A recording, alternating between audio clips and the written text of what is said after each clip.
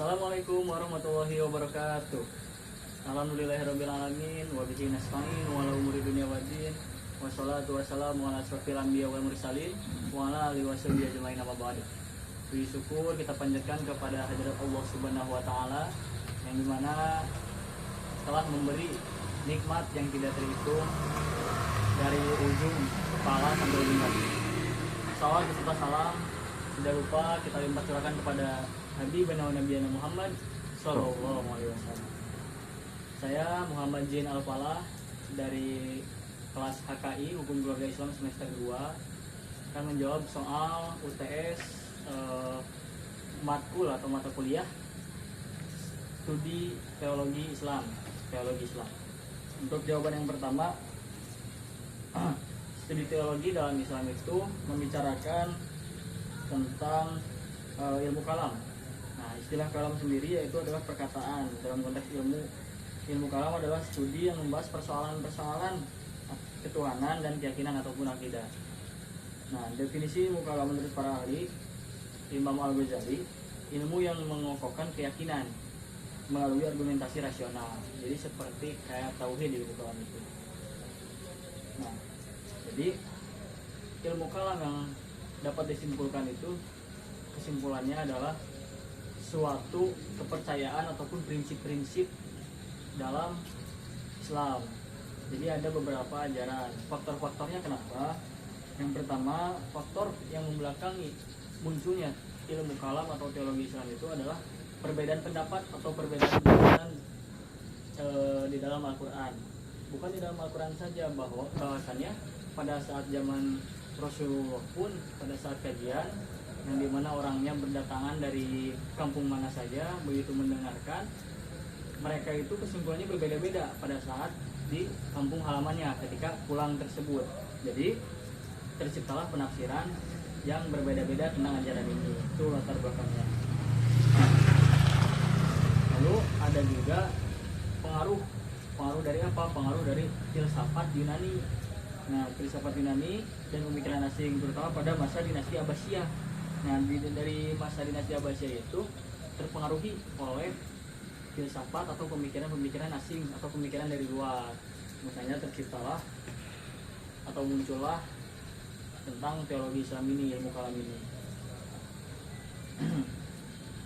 Nah, terus ada juga kemunculan aliran-aliran teologi seperti Jabariyah, Qadariyah, Khawarij, Mu'tazilah gitu ya, dan lain-lain sebagainya.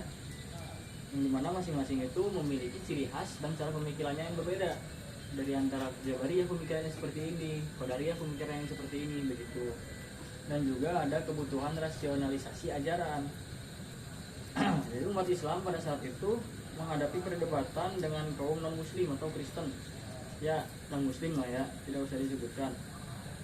Yang dimana ketika perdebatan itu terjadi membutuhkan rasional yang jelas gitu. Maka terciptalah ilmu kalam atau teologi Islam ini. Untuk urgensinya, yang pertama adalah menjaga kemurnian akidah. Terus yang kedua meningkatkan pemahaman rasional terhadap iman. Yang ketiga menjawab tantangan zaman. Yang keempat menguatkan dialog antar agama. Yang kelima menjadi dasar perkembangan ilmu lain. Itu untuk urgensinya. Jadi ilmu kalam atau studi teologi Islam itu bukan hanya ilmu keimanan, tapi juga alat rasional untuk mempertahankan dan menyebarkan ajaran agama Islam secara logis dan ilmiah. Nah, tadi kan saya menyimpulkan bahwa ilmu kalam itu adalah sebuah tauhid, tapi bukan hanya itu saja. Begitu juga ini tuh penting untuk penyebaran ajaran agama Islam, yang dimana orang-orang akan berpikir secara logis. Oh, iya logis juga gitu. Oh iya rasional juga, makanya dia masuk Islam. Begitu. Nah, terus itu baru jawaban nomor 1. Sekarang ke jawaban yang nomor 2, yang dimana menjelaskan tentang keberadaan Allah Subhanahu wa taala menurut ilmu kalam, filsafat dan tasawuf. Nah, keberadaan Allah Subhanahu wa taala menurut ilmu kalam yaitu melalui pendekatan secara rasional dan logis, dan juga berdasarkan wahyu. Yang pertama, dalil-dalil rasional. Kalau ada karena sesuatu yang baru, pasti ada yang diciptakan dalil kudus. Alam ini berubah, berproses dan tidak kekal. Maka pasti diciptakan oleh zat yang qadim atau tidak bermula. Nah, terus konsep mungkin wujud, segala sesuatu mungkin ada dan mungkin tidak, menunjukkan adanya wajibul wujud atau Allah yang keberadaannya mutlak. Jadi keberadaan Allah itu menurut ilmu kalam itu mutlak dan tidak bergantung pada apapun, selayaknya di Al-Quran surat Al-Ikhlas, di mana Allah itu tidak bergantung kepada siapapun dan juga tidak beranak dan diperanakan. Terus yang kedua, sifat-sifat Allah asyariyah dan maturidah. Allah memiliki 20 sifat wajib gitu, yang wujud, dan baqa, mukhalafatul hawadisi dan seterusnya. Kita pernah mendengar itu semua pada saat di pengajian, entah itu waktu kecil ataupun SD, SMP ya. Itu sudah diajarkan ilmu tauhid, sifat-sifat Allah yang wajib ada 20, yang mustahil ada 20 gitu. Dan juga satu cek 9 nama anu wenang, yang jaiz, sifat jaiz ya. Itu satu.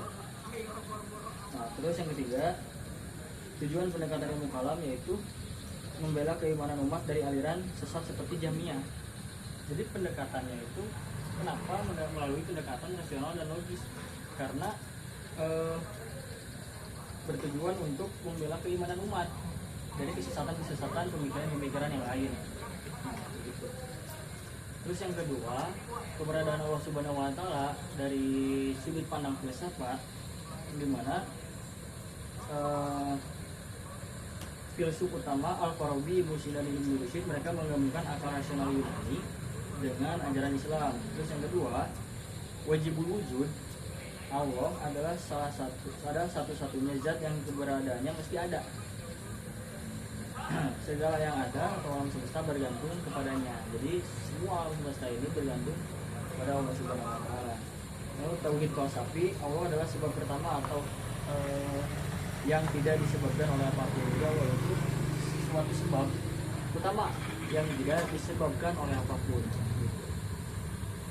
Allah juga tidak berubah, tidak memiliki konvensi dan sempurna secara mutlak. Nah, terus kritik. Pendekatan filosof terlalu mengandalkan logika dan menimbulkan kesan jauh dari wahyu. Jadi pendekatan filsafat ini tuh menimbulkan kritik yang dimana jauh dari wahyu, yang tentu diperdebatkan oleh Thomas Al-Ghazali dalam kitab Tahabut Al-Falsifah. Nah, terus yang ketiga, keberadaan Allah Subhanahu wa taala menurut tasawuf. Nah, tasawuf ini adalah mistisisme dalam Islam yang dimana membahas Allah berdasarkan pengalaman batin, intuisi spiritual dan pendekatan cinta atau kolbu gitu, mahabbah. Nah, yang pertama, fokus utama mengenal Allah secara langsung melalui hati, marifatullah. Itu tasawuf ini adalah tingkatan dari marifatullah yang dimana mengenal Allah Subhanahu wa taala itu dengan secara hati, yaitu marifatullah, bukan hanya sekedar akal. Nah, Allah juga dikenal lewat tajalli atau penampakannya melalui ciptaan dan zikir. Jadi Allah dikenal melalui ciptaan yang dia ciptakan.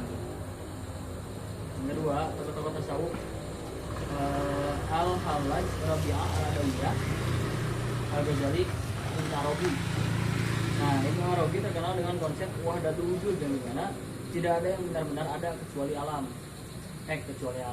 Tidak ada yang benar-benar ada kecuali Allah. Alam adalah refleksi dari wujud Allah. Jadi di dunia ini tuh menurut Ibnu Arabi tidak ada satupun di dunia ini yang ada hanya Allah. Nah, terus tujuan hidup menurut tasawuf yang dimana tujuan hidupnya adalah fana. Fana itu seperti melebur ego dan bako, kekal bersama Allah. Itu tujuan hidup dari tasawuf. Nah, pendekatan tasawuf ini secara pribadi, sangat pribadi dan tidak dijelaskan hanya lewat logika. Jadi itu masuk, kalau di dalam sebuah filsafat masuk ke dalam suprarasional, yang dimana suprarasional itu tidak melalui logika ataupun rasional, melainkan melalui spiritual dan perjalanan spiritual dia dan pengalaman dia untuk menjawab hal-hal tersebut. Nah, untuk kalau corak pemikiran dari Khawarij, Jabariyah, Qadariyah, itu yang pertama asal muncul Khawarijnya dulu. Jadi Khawarij itu muncul pada masa Khalifah Ali bin Abi Thalib setelah perang Siffin dan peristiwa Takim, yang dimana menolak hasil Takim dan menganggap Ali telah kafir karena menerima perundingan manusia dalam urusan Allah. Terus pokok pemikiran dari Khawarij adalah pelaku dosa besar dianggap kafir.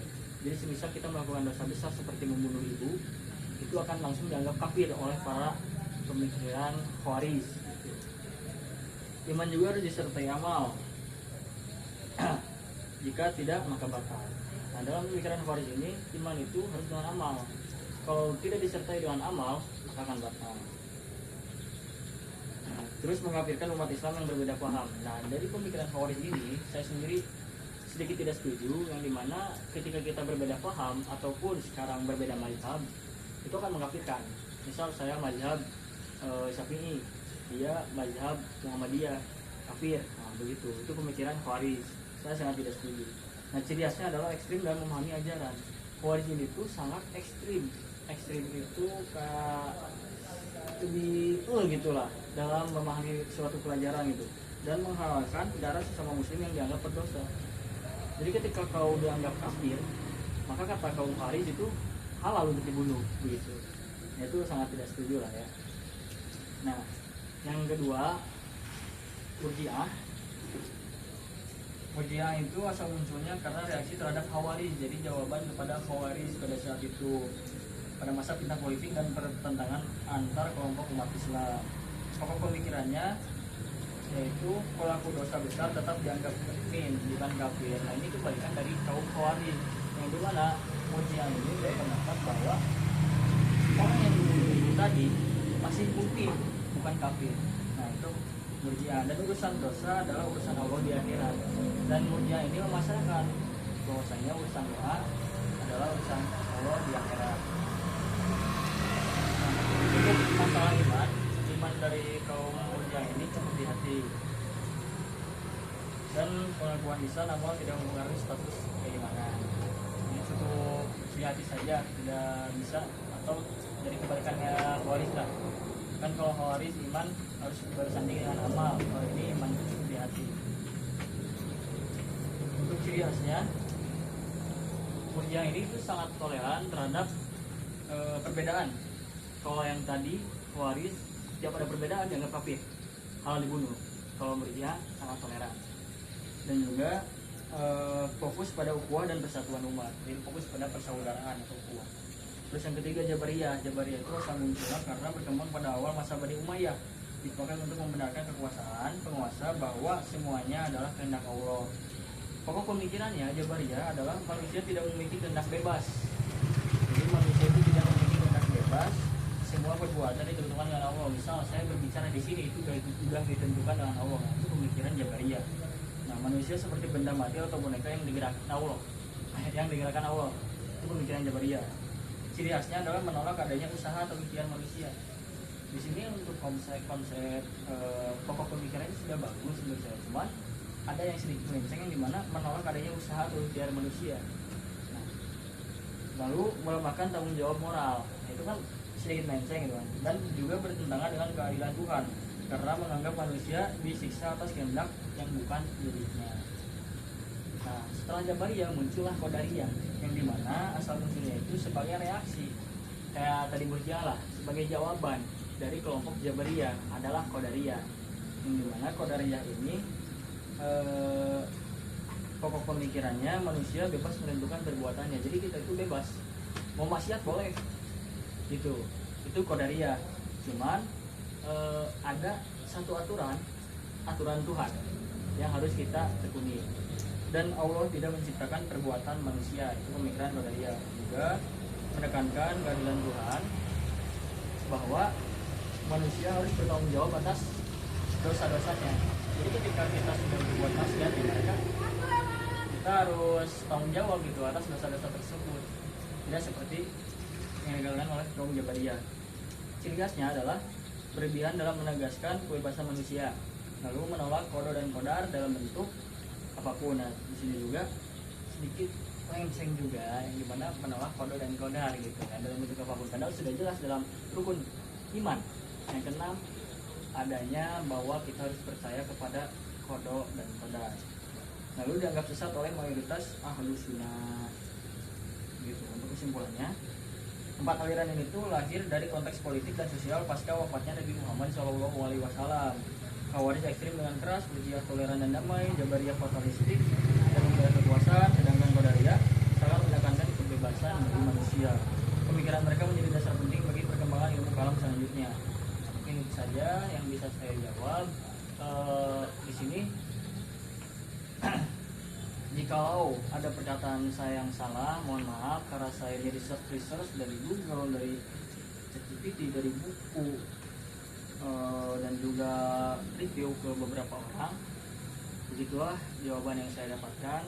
Terima kasih, mohon maaf bila ada kekurangan, dan ya, akhirul kalam, wassalamualaikum warahmatullahi wabarakatuh.